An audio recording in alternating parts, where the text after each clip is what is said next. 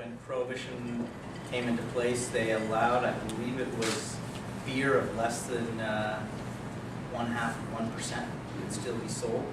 When Prohibition was repealed, if I'm wrong, and correct me if I'm wrong, because I'll be wrong here, I believe that Roosevelt ran on a repeal sort of platform. One of the major reasons he was elected in '32. And after inauguration, and I believe inaugurations then, were they in March? Yes, March 4th. So they weren't in January, they were in March.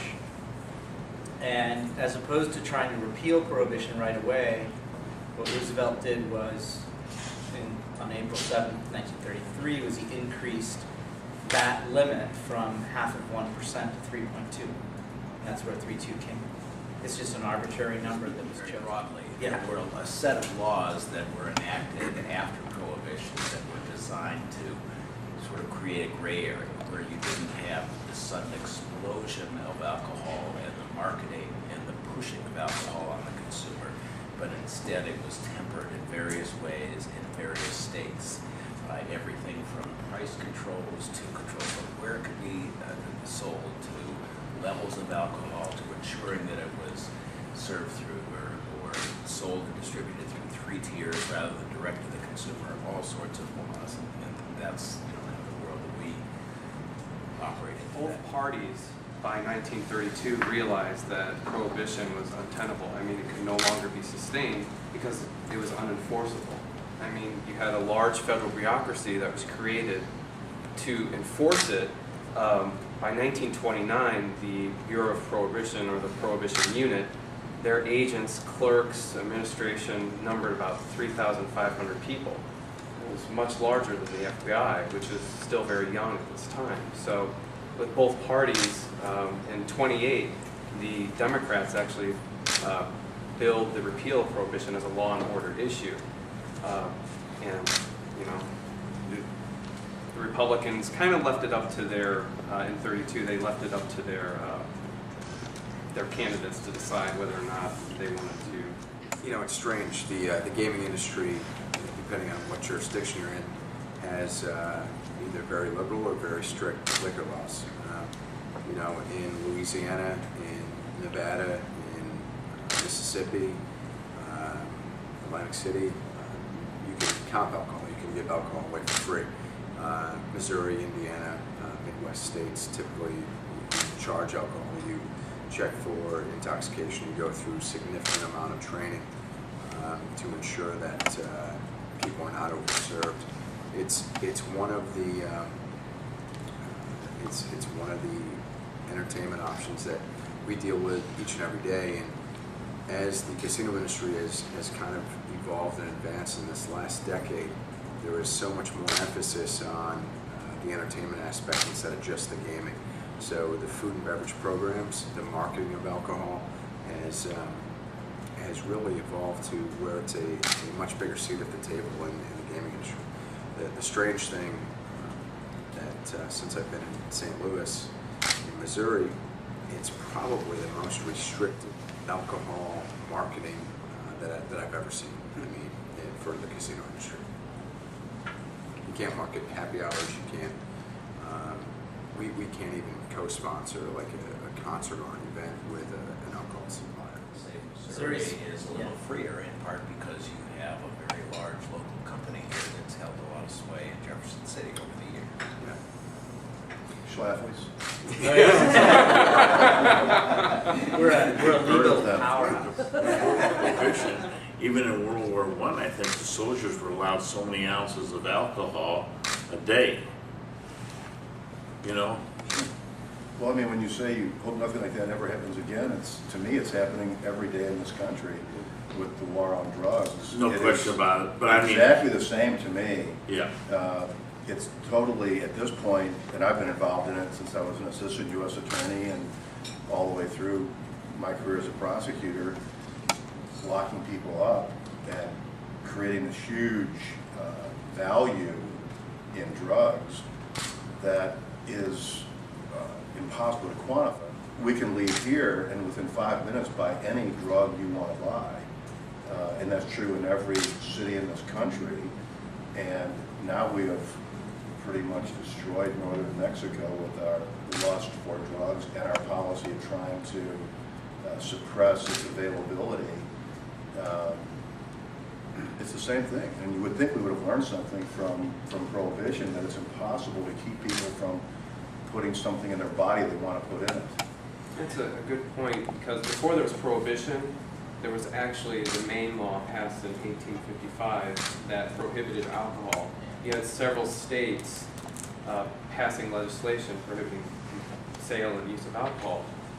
It ended up stopping because a group of Boston or Irish immigrants actually rioted in Portland, Maine, and the author of the bill, who actually was the mayor of Portland at the time, I mean, he uses very heavy-handed tactics to put it down. So, I mean, we hope we learn from these things, but oftentimes we don't. That's fascinating, really, I never heard of that. Yeah, that's so interesting. I mean, the business was very different before Prohibition. So 90% of the beer was sold in taverns, compared to today where 90% of the beer is sold in grocery stores. And very close to the brewery, Right. it's tough to transport. Yeah, so you only had pasteurization in the late 1800s, and you really didn't have the transportation infrastructure, or really the desire to move something that was that heavy and that perishable that far. So there were thousands of breweries before Prohibition. Most closed at the time of Prohibition, never reopened. Beer, I think, only regained its volume, even with population growth. It wasn't until the 1950s or 60s until beer actually regained the same amount of volume that was sold in the early 1900s, because people got a taste for hard alcohol, and that really forever changed the whole shape of consumption. In a sense, it may have had a negative effect on societal consumption patterns that we even live with today, in terms of consuming something that is 4 or 5% alcohol versus something that is 40% alcohol plus. So, Ed, when you were a prosecutor, when you were in the U.S. Attorney's Office, were there sort of still trappings of Prohibition as in their business? Are there still? Not in terms of alcohol, or beer or anything like that. I mean, that was never an issue around here. I think it remained an issue for many years in some areas in the Appalachians and stuff like that they were still running around the woods. Once again, an incredible waste of time, money, and danger to law enforcement and everybody else. And now you see so many people killed in the drug trade. It's crazy. I'll give you an example. I worked at the brewery in 1963. 63, no such thing as OSHA. You could drink until you couldn't stand up at the brewery when you worked there. And if you were drunk, they brought you to the warm-up room. That's where you had to go, because you only had to have so many people working on a tank at one time. You always had to keep a crew of 2 or 3, but you had a crew of 5, so you flip a coin after you did some of your operations, and the guys that won got to go up and drink. And Is that how it if is they at your were- place, Yeah. Dan? No, seriously. Where do I sign up? And if when they got annihilated, they propped their feet up in the stall, and they waited there. They may be there 4 hours before they sobered up. But I remember going back in before Prohibition, when they sent the little kids out to get the beer in that's what they call it, growlers, didn't they? And that's why I saw the Growlers Pub. Is that what it's named after? Yeah. So they sent them out with a can. Now the can is lined with lard. Lard. Interfere with the taste a little bit. Do you know why it was in lard? No. There's no foam. So when they go out to get a bucket, it's all beer, no foam. When we were down at the brewery, guys would carry around silver dollars or a magnet or a heavy weight, and the guy would come up with fresh draft beer, okay? I'm not a drinker, but these other guys, when they got something for nothing, and they'd hit the bottom of the tin can like this, and that foam would shoot up all over, get all the gas out of it so they could drink more. Phil McGinn hit it. My grandfather was a police officer also. He was a major in the police department. And one of his good friends was Judge Moore, who was a U.S. District Court judge, and they played poker about once a month. And my grandfather was responsible for bringing the bourbon. That's his job. Yeah. He had no And you did it qualms well. about it. Yeah. He had no qualms about it. And also, interestingly enough, he spent many years in the first federal, state, local drug task force, which, interestingly enough, was in the 20s and 30s. And a lot of big drug cases back then, which people were not even aware of.